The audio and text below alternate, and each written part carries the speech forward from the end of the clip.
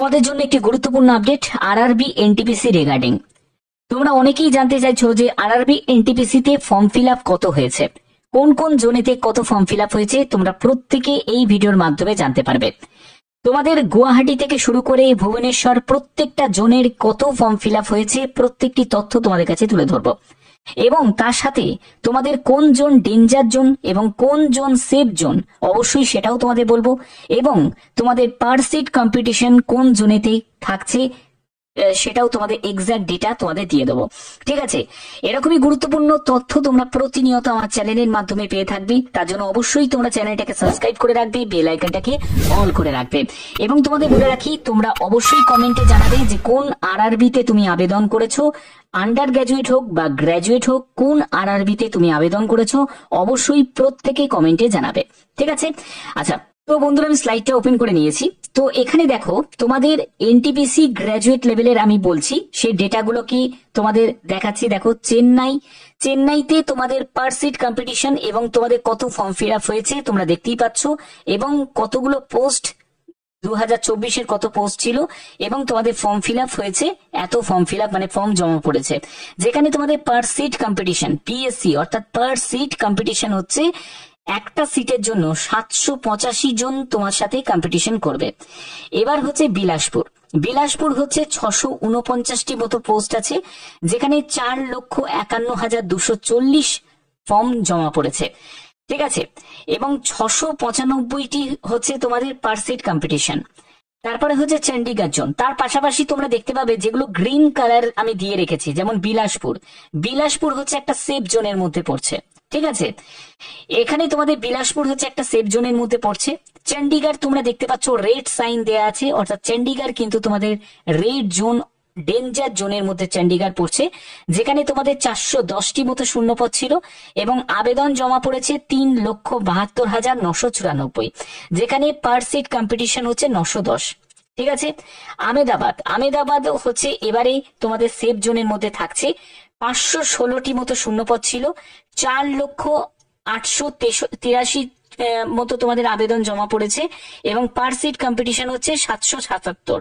তারপরে হচ্ছে শিলিগুড়ি হচ্ছে 40টি মতো শূন্যপদ এবং 23,085 মতো আবেদন জমা পড়েছে, 577 হচ্ছে পার সিট কম্পিটিশন।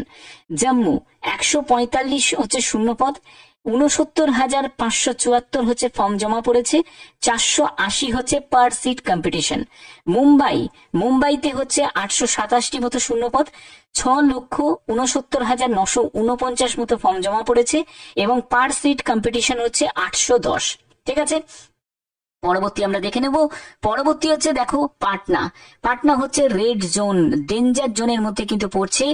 তো এখানে 111টি মতো শূন্যপদ, 54,573 মতো ফর্ম জমা পড়েছে, 491 হচ্ছে পার সিট কম্পিটিশন। রাঁচিতে দেখো 322টি মতো তোমাদের শূন্যপদ এবং 1,20,665 মতো ফর্ম জমা পড়েছে, পার সিট কম্পিটিশন হচ্ছে 375।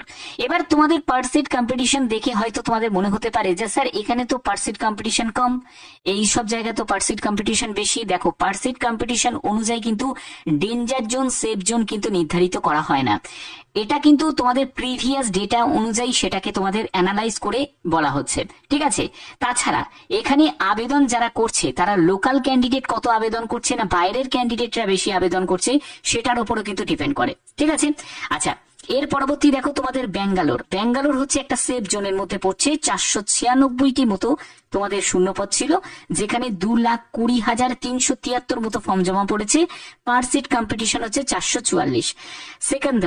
সেকেন্দ্রাবাদে হচ্ছে 478টি মতো তোমাদের শূন্যপদ ছিল, 3,69,413 মতো তোমাদের ফর্ম জমা পড়েছে, পার সিট কম্পিটিশন 773। সেকেন্দ্রাবাদও কিন্তু তোমাদের সেফ জোনের মধ্যে পড়ছে। ওকে, কলকাতা ডেঞ্জার জোনের মধ্যে পড়ছে, 1,382 মতো শূন্যপদ, 10,27,983 মতো ফর্ম জমা পড়েছে, সব থেকে বেশি ফর্ম জমা পড়েছে, এবং 744 হচ্ছে পার সিট কম্পিটিশন। মুজাফফরপুর তো এখানে 12টি মতো শূন্যপদ ছিল এবং 11,167 মতো তোমাদের ফর্ম জমা পড়েছে, যেখানে পার সিট কম্পিটিশন হচ্ছে 930। প্রয়াগরাজ 227টি মতো শূন্যপদ ছিল, 2,75,646 মতো তোমাদের ফর্ম জমা পড়েছে, যেখানে তোমাদের পার সিট কম্পিটিশন 1,214টি। ঠিক আছে, এগুলো কিন্তু তোমাদের ডেঞ্জার জোনের মধ্যে পড়ছে। ওকে, এর পরবর্তী হচ্ছে আজমের।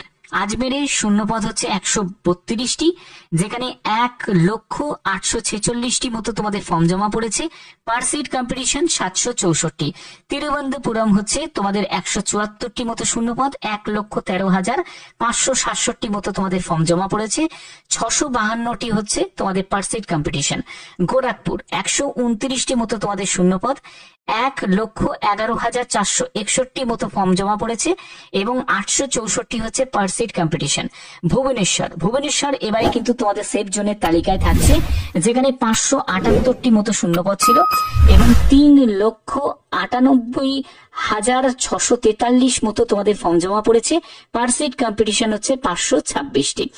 মালদা 198টি মতো তোমাদের শূন্যপদ এবং 1,62,896 মতো ফর্ম জমা পড়েছে, পার সিট কম্পিটিশন 823। গুয়াহাটি হচ্ছে সেফ জোনের মধ্যেই কিন্তু থাকছে, 516টি মতো শূন্যপদ, 4,13,287টি মতো ফর্ম জমা পড়েছে এবং 801টি হচ্ছে তোমাদের পার সিট কম্পিটিশন। ভোপাল কিন্তু ডেঞ্জার জোনের মধ্যে থাকছে, 155টি মতো হচ্ছে তোমাদের ভ্যাকেন্সি, 2,21,967 মতো ফর্ম জমা পড়েছে, পার সিট কম্পিটিশন 1,432। এখানে গ্র্যাজুয়েট লেভেলের ডেটা অনুযায়ী তোমাদের 58,40,861 মতো তোমাদের ফর্ম জমা পড়েছে এবং 12 পাস লেভেলের যে পোস্টগুলোতে তোমাদের টোটাল ফর্ম জমা পড়েছে 63,26,818 মতো তোমাদের ফর্ম জমা পড়েছে। ঠিক আছে, আমরা পরবর্তী দেখো তোমাদের যে আরটিআই করা হয়েছিল, সেই আরটিআই এর তরফ থেকে যে ইনফরমেশন এসছে সেই ইনফরমেশন তোমাদের কাছে প্রোভাইড করছি, যেখানে দেখো তারা সরাসরি জানিয়েছে যে 5/2024 এনটিপিসি গ্র্যাজুয়েটের জন্য টোটাল ফর্ম এই জমা পড়েছে 58,40,861 এবং তোমাদের আন্ডার গ্র্যাজুয়েটের জন্য তোমাদের ফর্ম জমা পড়েছে টোটাল 63,26,818। তোমরা অবশ্যই কিন্তু কমেন্টে প্রত্যেকে জানাবে যে তোমরা আন্ডার গ্র্যাজুয়েট হোক বা গ্র্যাজুয়েট হোক, তোমরা কোন আরআরবিতে তোমরা আবেদন করেছো, অবশ্যই প্রত্যেকে কমেন্টে এখনই জানিয়ে দাও। এবার দেখো যে তোমাদের এখানে আরটিআই এর যে মুম্বাইয়ের ডেটা অনুযায়ী দেখো এখানে দিয়েছে যে আন্ডার গ্র্যাজুয়েট এবং গ্র্যাজুয়েটের জন্য এনটিপিসি গ্র্যাজুয়েট 5/2024 এবং আন্ডার গ্র্যাজুয়েট 6/2024 মুম্বাই আরআরবিতেই দেখো 6,69,949টি মতো আবেদন জমা পড়েছে, এটা গ্র্যাজুয়েট। আর আন্ডার গ্র্যাজুয়েটের জন্য দেখো এখানে দেয়া হয়েছে যে 11,22,952 মতো ফর্ম জমা পড়েছে। ওকে, তাহলে চিন্তা করে দেখো যে 12 পাস লেভেলের সেই পোস্টগুলোতে কত পরিমাণে এখানে কম্পিটিশন থাকছে।